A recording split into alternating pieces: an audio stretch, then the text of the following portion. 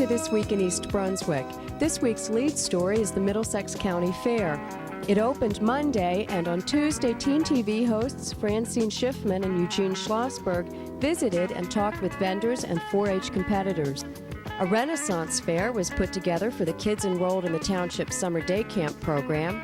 The older kids from the Summer Scene program planned and led the activities, which included dancing and jousting.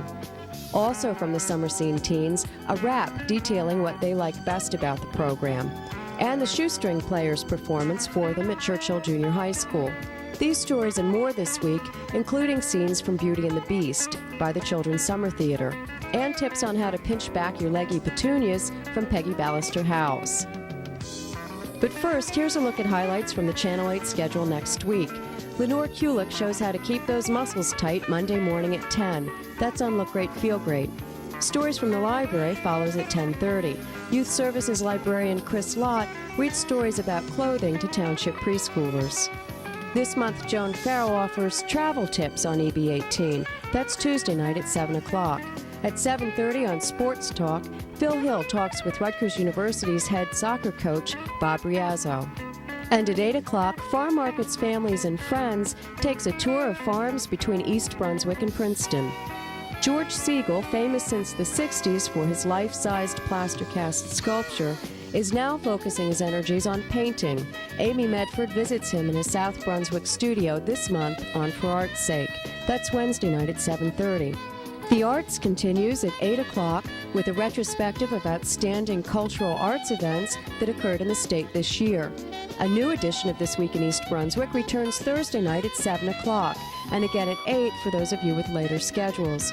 And at 7:30, Patty Sullivan looks into how the Haven program helps children deal with grief. Check the Community Bulletin Board for additional programming information and news of local nonprofit events. Hi, I'm Francine Schiffman. And I'm Eugene Schlossberg, and this week we are here at the Middlesex County Fair for This Week in East Brunswick. We spoke to many people about why they're here and what they're doing. Enjoy the show.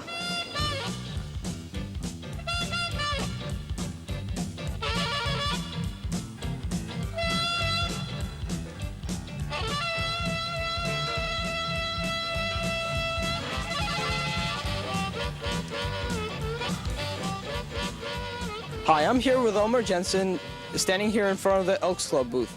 What exactly does the Elks Club do? The Benevolent and Protective Order of Elks is an organization of American gentlemen bent on helping the handicapped children and the American veterans. As long as there's a veteran alive, the Elks will never forget him. And is that a fairly big organization? Yes, it is. It's one of the largest organizations in the nation. And so this is just one of the branches, right? This is one branch. Almost every city has a branch. And how exactly do you help the veterans? Well, we take care of, we have picnics, we go up and to the homes, and we have bingos, games, parties. We take them on fishing trips. Mostly the handicapped children is another thing that we do. And we try to give them parties, take care of their bills, some of their hospital bills, doctor bills, and everything that we do is charitable. Oh, and what are you selling here in this booth? Well, we have clams on a half shell and steamed clams, and they're supplied by Jensen Seafood, and it's done to help the handicapped children. Okay, thank you.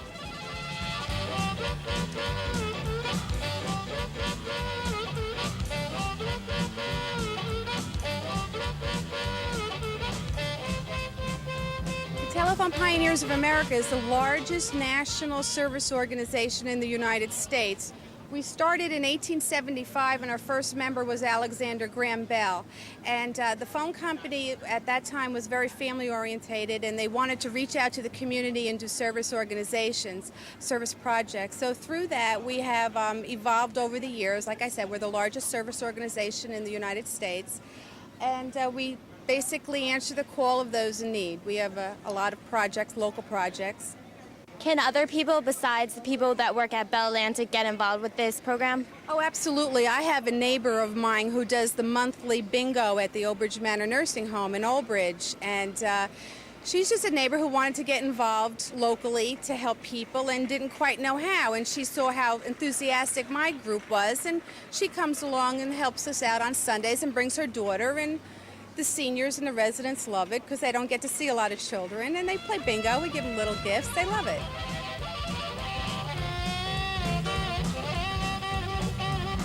Tell me about your horse Triple Time. Well, he's a 7-year-old gelding. His breed is a paint, and he's really good horse. He's so sweet and he's playful. He's really nice to have. Tell me about being a member of 4-H and how you got involved. Well, I got involved when my club first started. There's a lady that she owns a horse farm, and there's trotters there. And she decided to start a horse farm with her pleasure horses, and I've been there for, I think, 5 years. How'd you get first involved with showing your horse?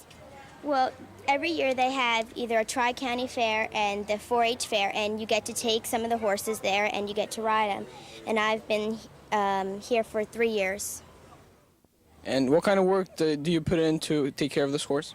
Well, I come down like every day or, a few days in between, and I ride her, and before that I have to pick out her feet, brush her, groom her. Then when I'm done, you have to make sure she's cool and make sure she's, then you have to do the whole grooming thing again.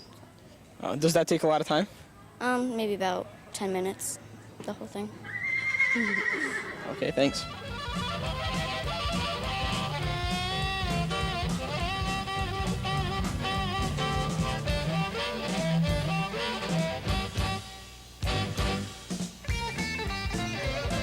Here in front of the 4-H small animal tent, and this one isn't so small. So tell me about this snake. This snake is a female albino Burmese python. Her name is Sunshine. She weighs about 18 to 20 pounds, and she's about 6 foot long. How did you get started with snakes?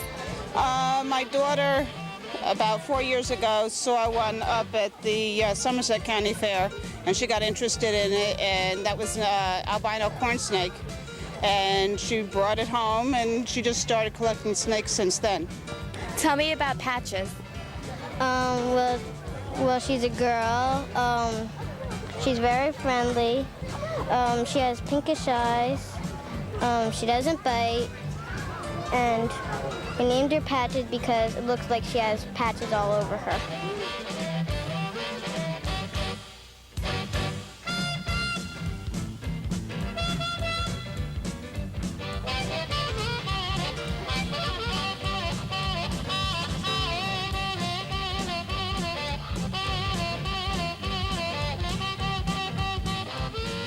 Tell me about the name of your organization.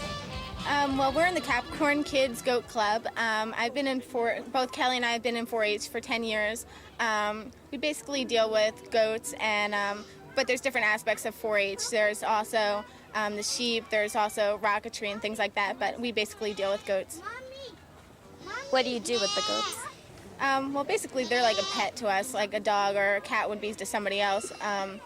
We have shows we go to, and we learn different parts of the animal and how to take care of them in the best way that we possibly know how. What are you doing today at the fair? We have the petting zoo open all day. What's the petting zoo for?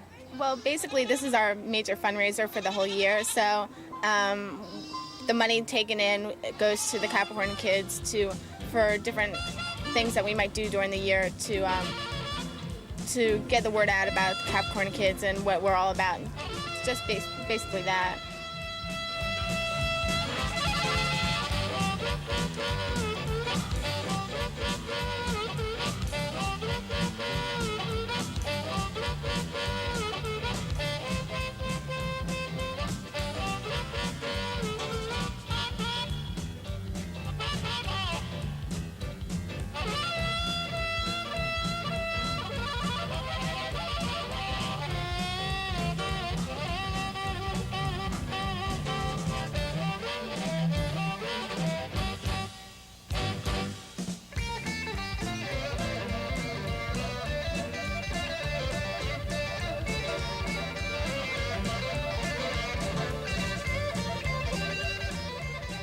Come to the Middlesex County Fair. It's open until Sunday the 7th because There's something for everybody to do, from rides to games to shows, and with low admission prices, it would be a shame not to come. So see you here.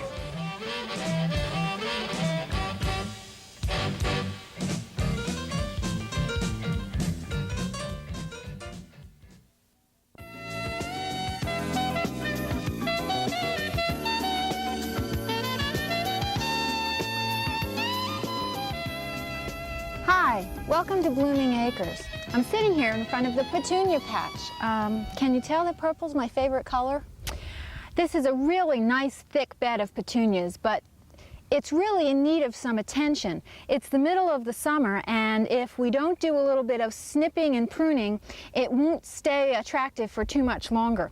Petunias have a tendency to get very long and leggy, and if you don't prune them back a little bit, they're going to be very unattractive by the end of the summer. But with a little pruning, they can be shaped right up. Now you can see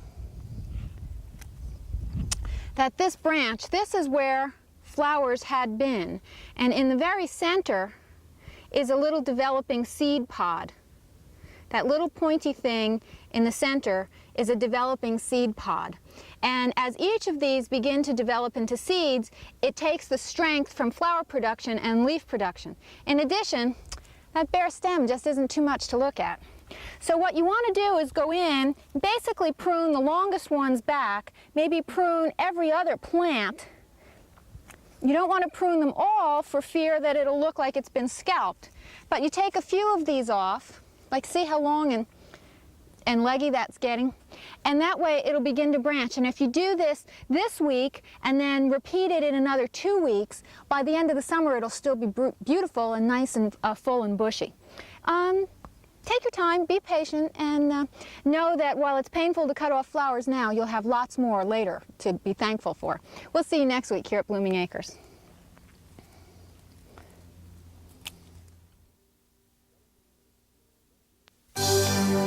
Celebrating and exploring New Jersey's past, its people, and promise. This is the Middlesex County Cultural and Heritage Commission. Sharing cultural diversity, or new pathways in music, dance, literature, folk, and visual arts. More than 250 years rediscovering who we are through award-winning exhibits and workshops. Ethnic traditions preserve our way of life, from the harmonies of South America to the expressions of native people. Encouraging the promise of our future and opening the doors of artistic expression to enrich all our lives. Television and publications, information on our projects, or 153 commission-funded programs. As Middlesex County grows and changes, we're a vital resource for an exciting future.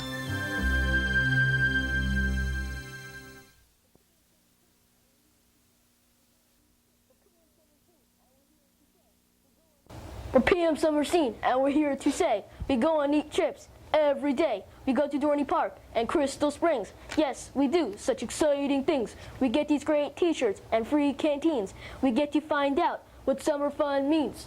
Hi, we're from PM Summer Scene. We go on a lot of trips that are really fun. We even get to wear these cool blue t-shirts that are free.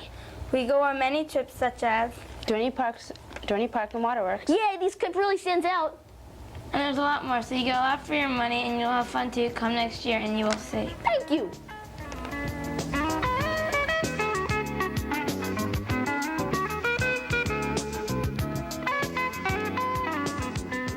Each year, hundreds of kids participate in the East Brunswick Recreation Department's Summer Day Camp program and the Teen Summer Scene program. Teen TV host Jen Schultz discovered a fun-filled festival for both groups. Hi, my name is Jennifer Schultz for This Week in East Brunswick. Today I'm at the Renaissance Fair with Doreen Campbell, who is the coordinator of the fair. Doreen, can you tell us a little bit about the fair? Yes, a lot went into the planning of the Renaissance Fair. We started back in March planning it, and it's come along where we have Summer Scene helping us out. They've done a lot of the planning of the booths, the carnival booths, or the games of skill as we call them, because we're not really at a carnival, we're at a Renaissance Fair. They chose what they wanted to do. We have balls being hit off of a can with water guns. We have games of tossing through a hula hoop, and all the students at our summer scene programs were the ones that organized and thought up of these games. We also have a section where our summer scene is performing for us, for all our day camp campers. They are doing a skit, a jousting, and a dance. And then we have a magician here performing all types of tricks for our camp, and we have a crafts program where the older kids are making swords and the younger ones are making tambourines to give us that air of the Renaissance Fair. I am now with Marianne Schultz, who is the site director for Summer Scene. Marianne, could you tell us a little bit about the program? Yes, Summer Scene is for 6th through 9th graders. We are funded by the Drug Alliance program here in East Brunswick. We provide fun for the kids through education and different trips. Okay, can you please tell us what is going on here today? Today we're at Bicentennial Park here in East Brunswick, and we are having a Renaissance Fair. It is for the younger camps, and Summer Scene is providing the booths for the kids for fun activities. And we also did a program with jousting and the horses and dancers. Summer Scene participants are giving back to the community by providing this entertainment for the younger camps.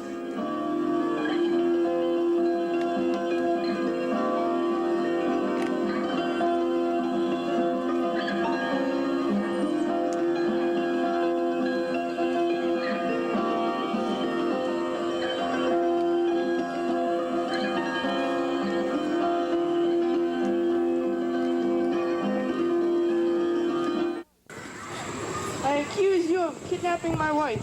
I challenge you to a duel. I accept.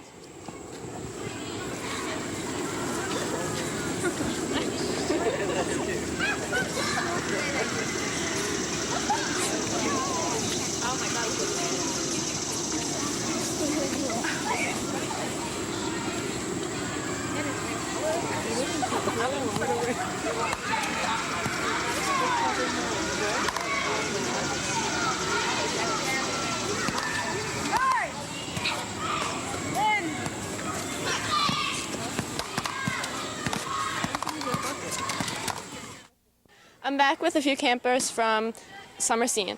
Can you tell us a little bit about the program and what you like about it?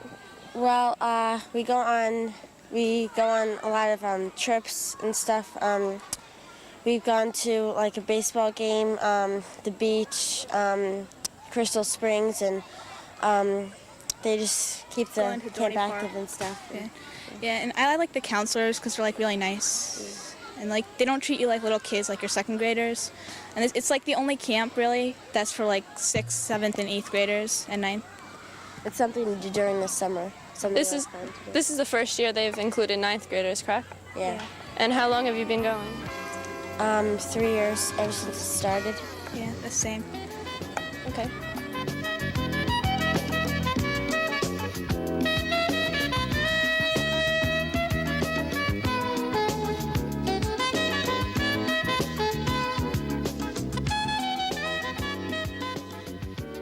Also at Summer Scene this week, the Shoestring Players, a group of 10 actors who tour performing folktales from around the world, stopped in at Churchill Junior High School.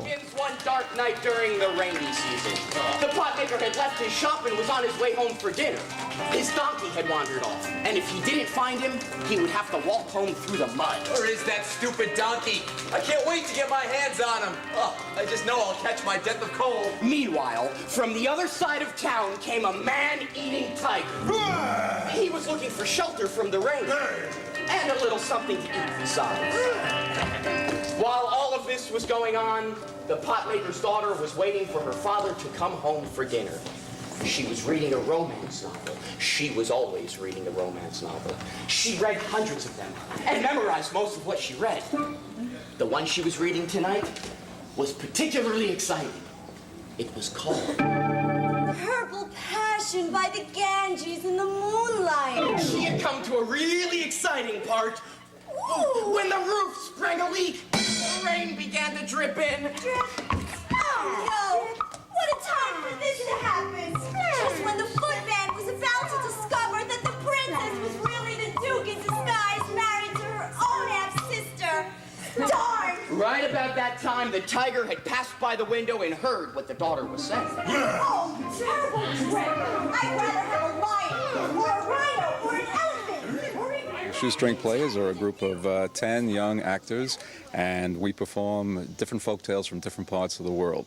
And we don't use a lot of costumes and a lot of sets and a lot of things like that, because we believe in the imagination. And so we're very portable. We can perform out here in a parking lot, or we can perform inside on a stage, or any place else you want us. And what are you doing in East Brunswick today? In East Brunswick, we're performing at the Recreational Center. We have a 10:30 show for the campers here, and we're performing all this week throughout the Middle New Jersey area. And on August 6th, we give our last performance on the Rutgers campus at the New Theater at 2 o'clock in the afternoon. So come on out. That's open to the public? That's open to the public, sure thing. Nice theater, nice show. And the day after that, we leave for the Edinburgh Festival in Scotland. And this is the 7th year in a row that we've been there. So we'll be gone for the rest of the month of August over in the UK. He punched it in the nose! He punched it in the nose again! And again! And again! He grabbed it by the tail, swung it around his head 3 times, and threw the barn! And that's how it happened! Really? Wow! Just like... And finally this week at East Brunswick High School, kids in the Children's Summer Theater program performed a longtime favorite, Beauty and the Beast. How's that?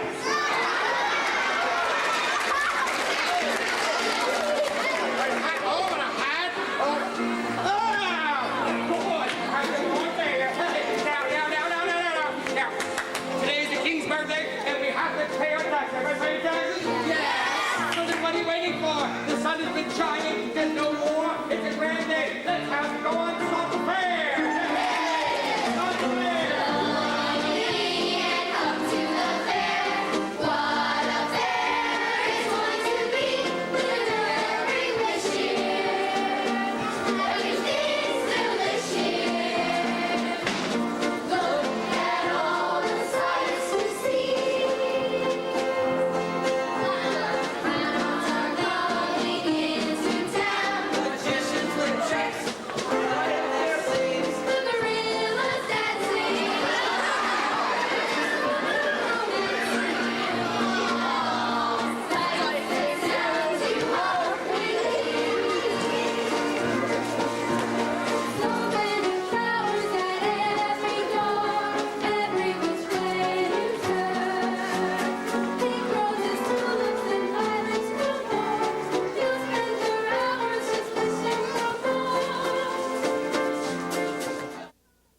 If you get better, I'll be your bride. She'll be his bride? I'll be happy in your life.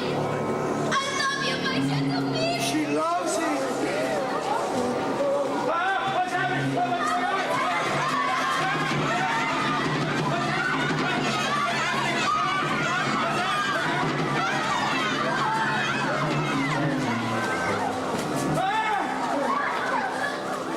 I'd be honored to make you my bride. Who's that? I am the prince of the castle. Many years ago, an evil enchantress put a spell on me and turned me into a beast with her magic. Why?